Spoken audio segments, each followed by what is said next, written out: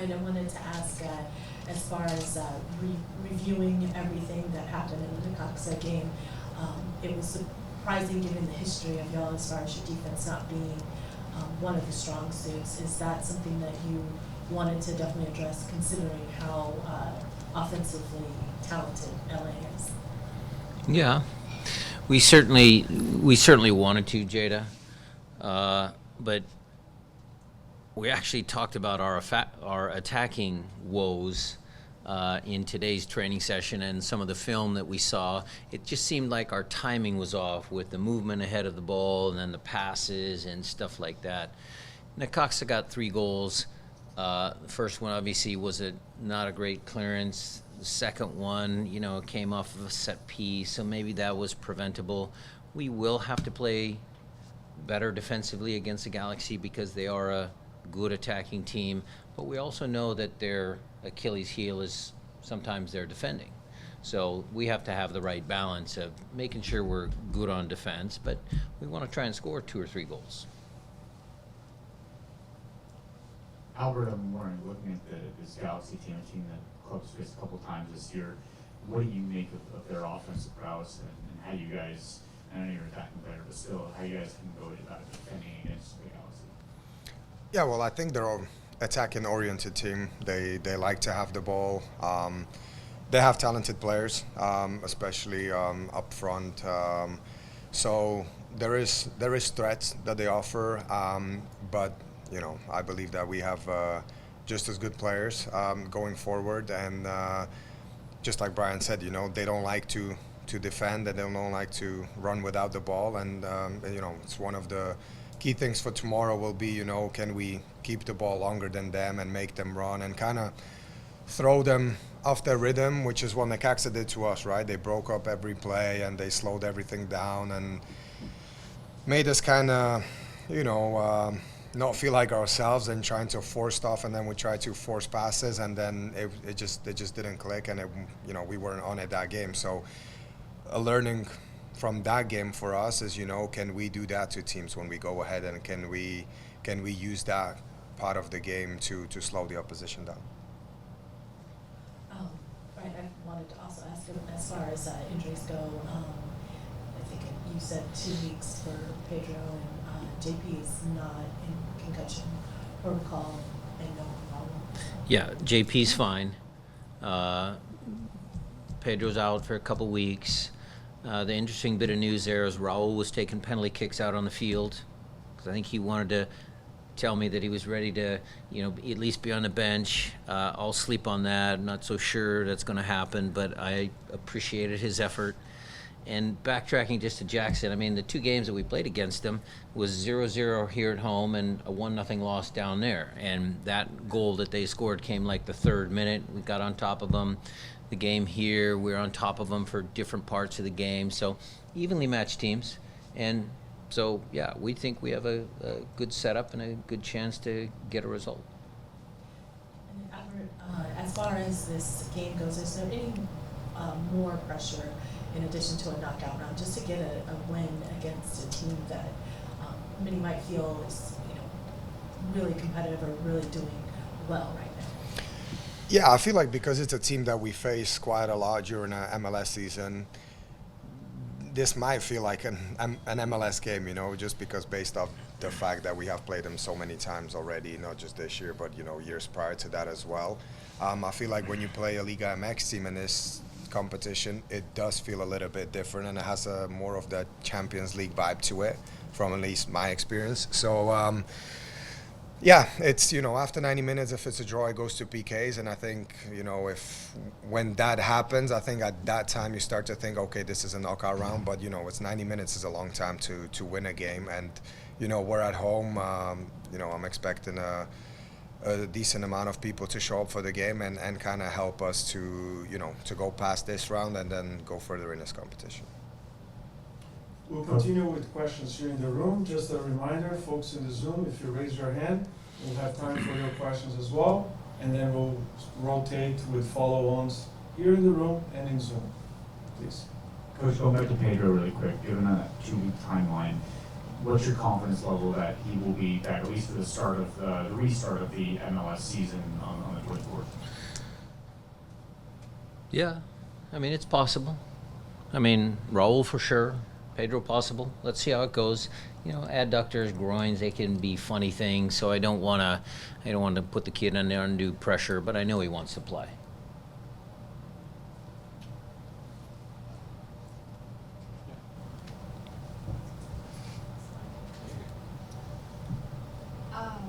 You did mention it might, Albert, that it kind of felt, or it might feel like another MLS game considering you've played them several times. But do you approach it differently, knowing that it is a Leagues Cup match?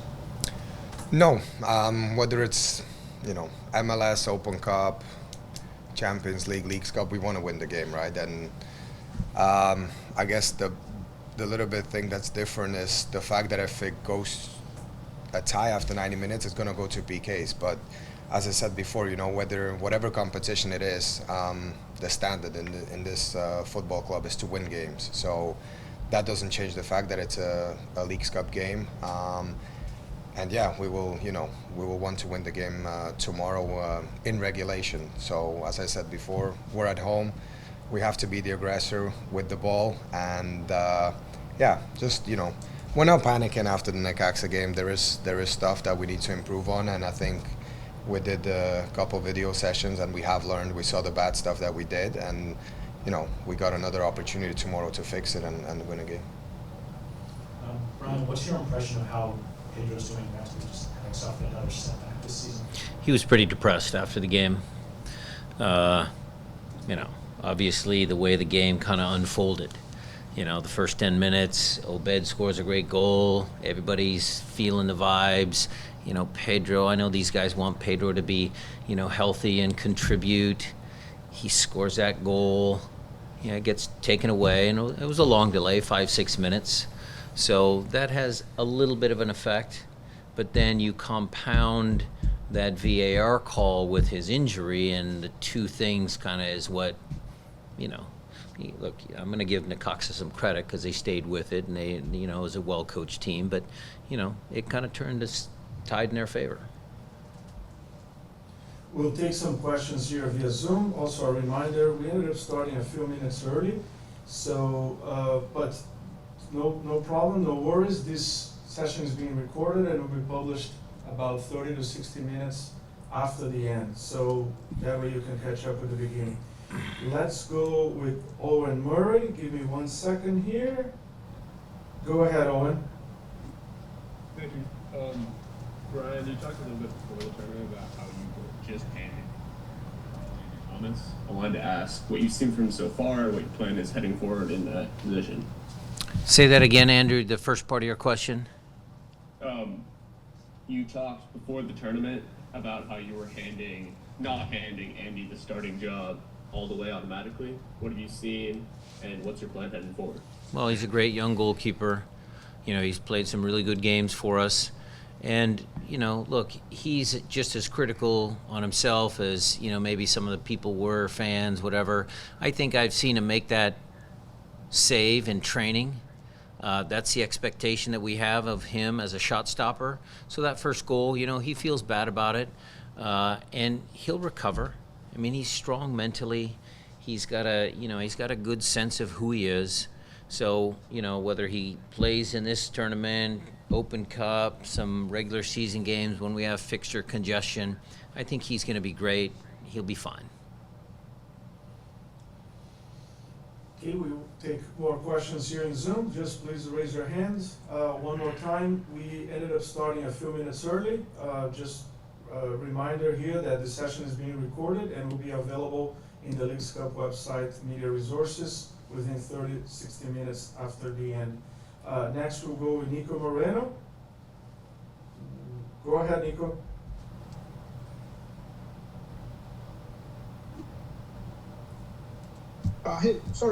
Thanks, Brian. I know you probably already were asked about Pedro, so I'll ask about Raul. How's he doing? What is the potential date that he might be able to return and help out this team for the rest of this tournament or MLS play?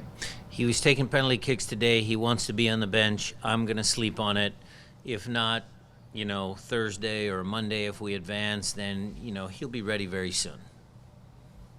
With the LA Galaxy's, current form, what's the most important thing going into this game? Is it the fact that the team does the fundamentals? Is it more of a mentality and intensity feel right off the start of the game tomorrow? What's the key for a good result tomorrow against LA Galaxy? We want to start similar to the way we started with Necaxa. We want to make sure we extend our possessions, make some of their attacking players defend. We want to make sure we're good with the ball. Any sloppy giveaways, they're gonna counter, they're gonna transition. They're a very good transition team. But Nico, we played against them twice this year. I think it's a pretty familiar opponent. We know Ricky Pugh is a super talented player, but we're gonna try and put them under some pressure. And then, of course, active defending, not giving away any set pieces, top of the box where Ricky can show us his skill. Those would be some of the smaller details that we want to take care of. We'll go now with another question in Zoom. Masvita, please take it away. Hey, Brian, you talked about the sustained pressure and possession, but how important is it for the team to have a full effort from 0 to 90, just overcoming adversity that happens like in any soccer game? Well, this team never quits. They always give the effort. We're not going to win every game. There's certain, times momentum shifts, the game state, some of those things. Normally we're able to pull ourselves out of things. It didn't happen the last game. But these guys are a confident group. Albert's got 4 goals, 11 assists. Jordan's on a good streak. We've been, Galaxy's in a good run of form. We're in a good run of form. So, overall over the course of our 18, 19, 20 games. So it should be an exciting contest. And in that one more, just in terms of your wing back plays, just important for them to get down and then come back and then help on defense and also be there as an offensive. Yeah, well, Maz, the way we play our 3-2 build out. Alex is the one that's usually higher up the field, knew who we want to stay. A little bit more conservative, but as the game opens up, the expectations are both outside backs get involved at some point, but in the right moments. Thanks, Coach. We'll have one more question here in the room, and then we'll go back to Zoom. Once again, just as a reminder, we started about 7 minutes earlier in respect of coaches and players and teams time. This session is being recorded and will be available in the Leagues Cup website under media resources. We'll go with one question here in the room. Please take it away. Brian, going back to Andrew, it sounded like you haven't made a decision yet, or are you ready like last week? Well, I've made a decision. I don't want to give Greg's going to watch this, I know, so I'm not going to tell him. So not like last week? No. And then for you, Albert, Josh had mentioned when he came back from being in the Olympics that one of the things that he could kind of add to this is just extra positivity. Do you feel that that's something that can help you guys out as far as off-field? Josh Atencio? Yeah. Oh yeah, but it's not just positivity that he adds. I feel like he's a great player, and that's why he ended up going to the Olympics and was one of the few that was selected to represent USA as such a big event. But yeah, he brings another option for midfield. He's got something else, I would say, than our other midfielders have. So we have a really good balance in midfield, and every player, has different strengths. And Josh is still young. I feel like he's been around forever, but he's still a young player, and he's got everything in front of him. So we're happy to have him back, and from the last couple of training sessions, he looks that he's happy to be back as well, and he's hungry for minutes, which is good. We have another question here in Zoom. Robert, please, your turn.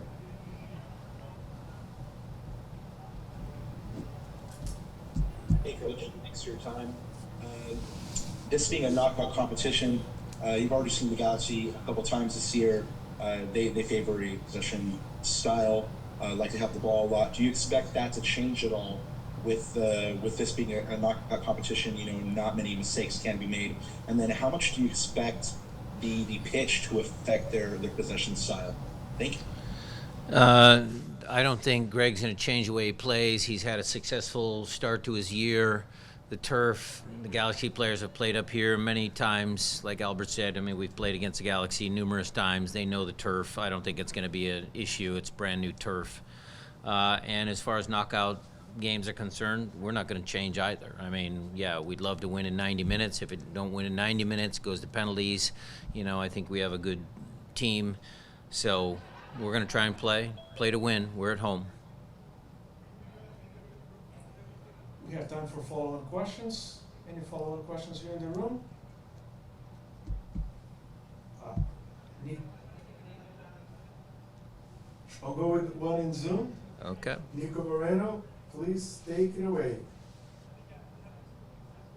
Brian, I hate to just bring it up again, but were you told anything about maybe any correlation between the prior injury and this groin injury? Any sort of like disbalance with the player or No. adaptation to it as No. it comes back? No. There's nothing like that. And considering the situation, does this urge you at all to maybe go to Craig and maybe see if there's anything that could get done before the end of the window here to give you a little bit more depth? The team is working hard behind the scenes to try and bring a player this window, but it's not specifically to replace Pedro or any certain position. If there's a player out there that can help this team in this season, Craig will make that decision. Adrian will make that decision. So Pedro's injury is not related to his hamstring injury. He's going to be fine.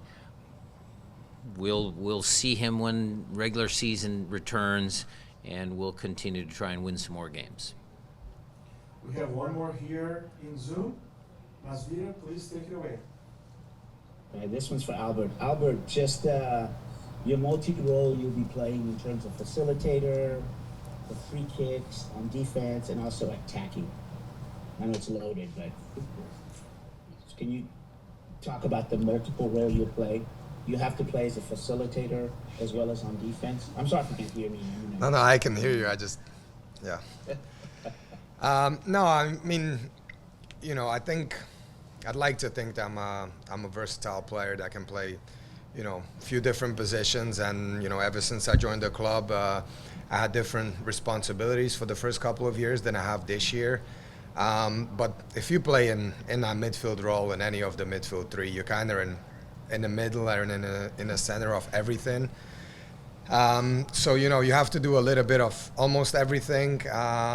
So, yes, there is, the defensive duties that coach always, gets on my back about that I have to get back and do these things. But, that's just the expectation of the game nowadays. And, with the way we like to play, it is expected of that position. So I have to do that. But then, of course, going forward, being like the guy behind the striker, you do have to, put some ending on the plays, whether that's the final pass or a shot or, creating opportunities for my teammates that are higher up or to the side of me. So, there is, a lot, but it's, I don't mean a lot in terms of like, oh, it's a lot for me personally, but there's just playing that midfield role, requires you to do multiple things. And, I think that's why I feel like when your midfield three has a good game, there is a very high chance of the team being successful, and we will need that tomorrow. Thanks. We have one more here in the room. Coach, following up on Nico's question, in your conversations with Greg, seeing other teams in the West add significantly, Olivier Giroud and LAFC, Marco Reus, reportedly being official with the Galaxy, I feel like there's any more pressure to add this window? There's always pressure.